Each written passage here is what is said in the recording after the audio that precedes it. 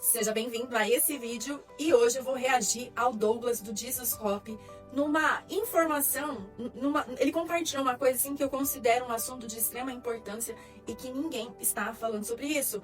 E é um vídeo para apelo aos pastores, para eles saberem quais são as consequências que eles podem sofrer caso eles tenham vocacionados na igreja deles, que eles não estão reconhecendo. Então vem comigo até o fim desse vídeo e tenho certeza que você vai sair daqui abençoado e edificado. O meu nome é Thaís Vasconcelos e aqui nesse canal nós pensamos a respeito das coisas do alto. Um grupo, fazer uma mentoria com líderes, né? E, cara, chegou a passar lá, sei lá, deve ter passado umas 5, 6 mil pessoas lá de líderes, assim, que a gente fazia no Zoom e tal. E eu abria pra perguntas todo dia, não importa o tema que eu tava falando, ia chegar essa pergunta. Cara, como é que eu faço? Meu pastor não me reconhece. Meu pastor não me... E direto a minha resposta era, que bom, mano. Que bom. Porque a igreja, ela é o lugar de moer o nosso ego. E eu concordo com esse pensamento do Douglas, que nós precisamos moer o nosso ego, mas penso que isso não é uma característica, uma situação só para o vocacionado. Eu creio que ela tem que começar, inclusive, a partir do pastor, para ser bem coerente. Mas é bíblico. Tantos vocacionados sendo ignorados dentro das igrejas. E quais são as objeções que os pastores estão tendo para deixar esse assunto, para não olhar com esse assunto com tanta atenção? É falta de tempo, é metodologia de governo, falta de orçamento, a visão da igreja foca apenas na liderança de célula. E será que todas essas objeções, elas condizem com as orientações que Jesus nos deu? Vem comigo, porque Jesus, ele ao deixar ali, né, as suas últimas considerações, que normalmente as últimas palavras que são ditas é como se fosse um reforço para o que realmente é importante, e ele fala, né, portanto, ide por todo mundo e pregai o evangelho a toda criatura, em Marcos 16:15.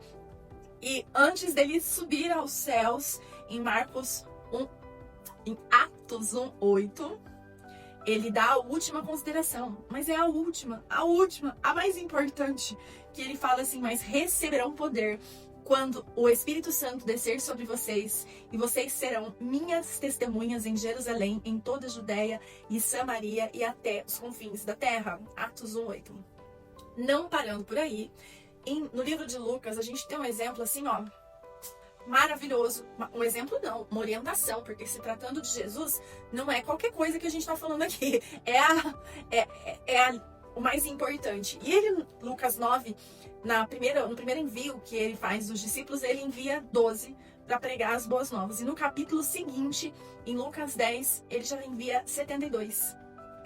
E aqui eu vou destacar uma palavra importantíssima, até o final desse vídeo você vai entender, que é, ele multiplicou 6 vezes a quantidade de discípulos do primeiro para o segundo envio.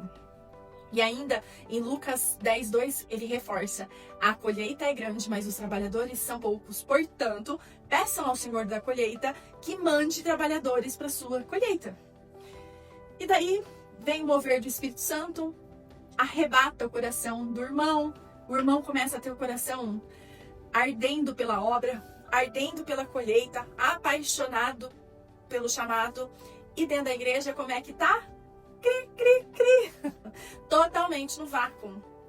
E se você duvida que existe um mover do Espírito para esse movimento, eu te convido você a olhar a música É Ele na minha perspectiva, na minha ótica. Porque quando eu vejo a música É Ele, por Ele que eu estou gastando a minha vida, eu tenho uma perspectiva profética que o Senhor levantou essa música para no momento oportuno o povo se posicione para preparar o caminho do Senhor para a segunda vinda.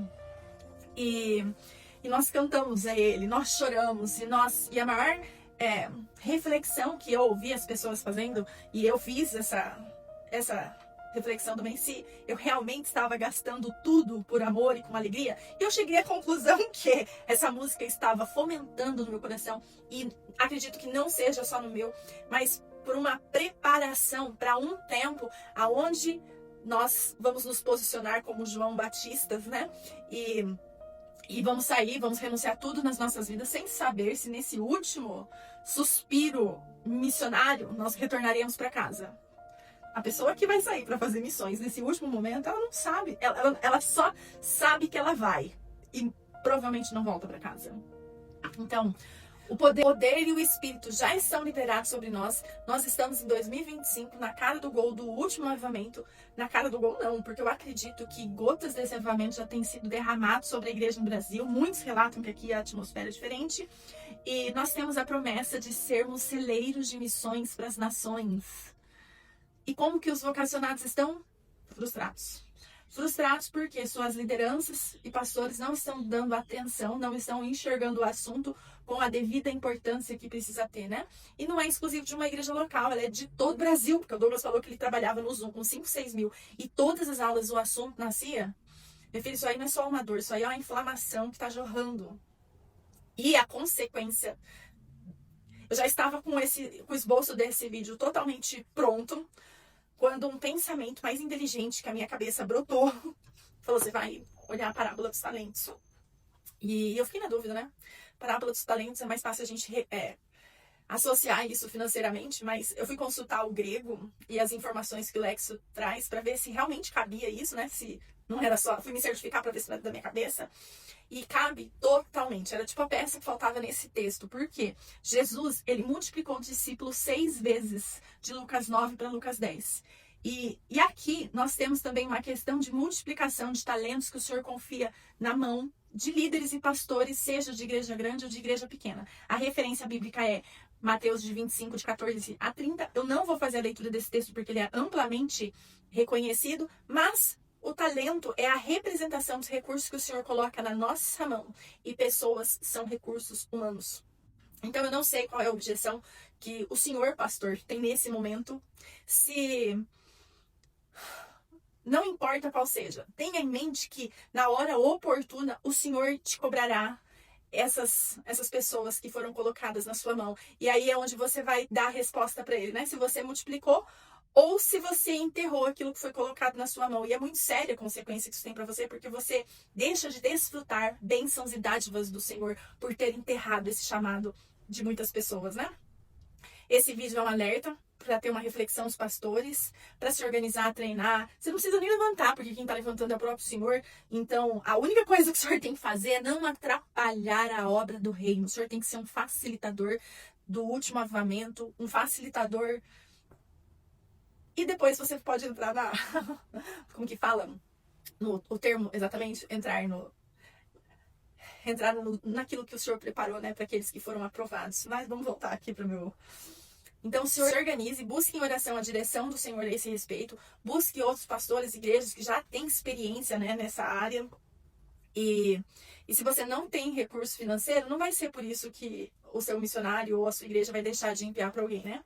O Senhor, ele vai preparar esses recursos na hora oportuna. Deus tem movido pessoas que têm se organizado financeiramente, que têm feito investimentos, e na hora certa o Senhor vai unir os propósitos. Ore para que os lobos e os emocionados desistam por conta própria, para diminuir o teu desgaste. E a respeito das ovelhas, aquelas que darão tudo, cuide delas emocionalmente, fisicamente e biblicamente para cumprir esse lindo propósito que o Senhor tem para nós. Se você é um vocacionado, um chamado que está frustrado, envie essa mensagem para o seu pastor, livra ele desse mal na vida dele. Curte esse vídeo para o YouTube entender a relevância do assunto e se inscreve nesse canal para me ajudar a fazer ele crescer. Obrigada por ter chegado até aqui e até o próximo vídeo.